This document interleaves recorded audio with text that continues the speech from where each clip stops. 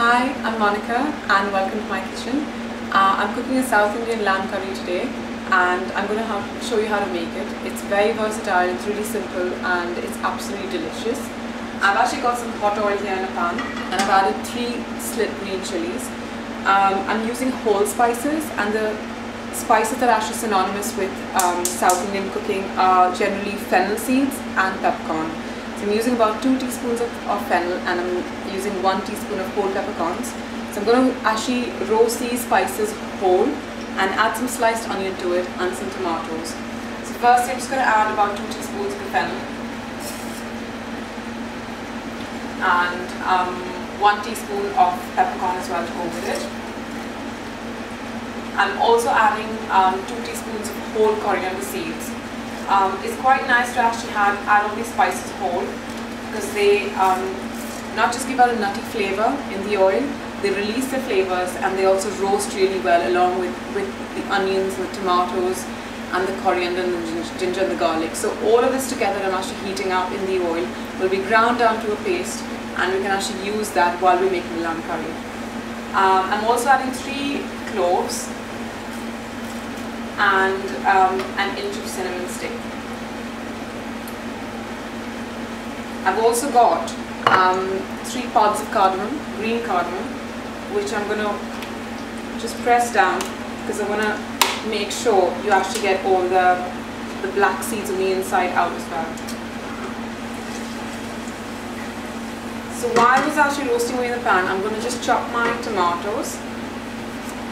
So once those are slightly roasted, I'm going to add the chopped onions and I'm also going to add the chopped tomatoes, and then you kind of fry them all really well till they're nice and golden brown, and you cool it down, and then you grind it into a paste, and that paste gets used with your lamb chops to make a really delicious and scrumptious curry. So a little bit about what I do when I'm not cooking in my home. I'm a private chef in the Northeast.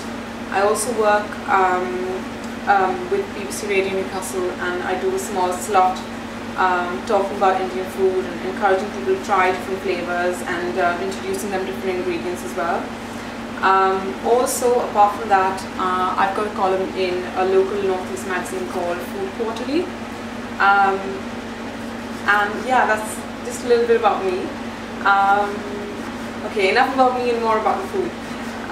So yeah, I've chopped this, and as I can see, that's all browned quite nicely.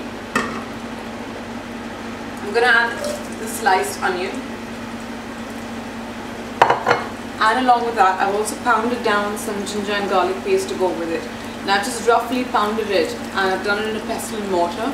One of the only reasons of actually doing that, and I haven't done it quite finely, is because the whole paste is going to be ground down anyway, so I don't think it really makes that much of a difference.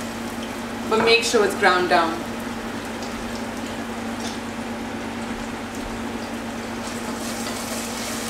Give that a quick stir.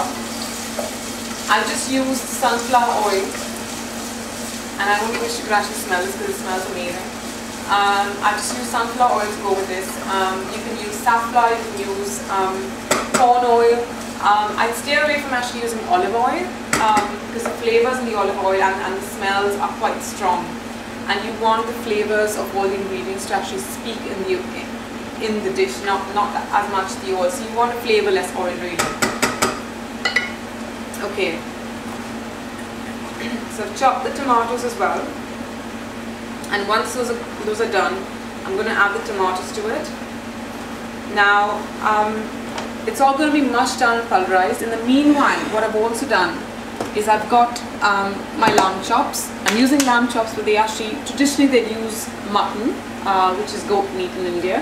But I've actually used lamb chops because it tastes really good and it's on the bone, so it's really nice and delicious as well. I've marinated the lamb chops in yogurt, turmeric and a bit of salt. And that's just going to stay overnight, and then you're going to fry that in with the curry itself.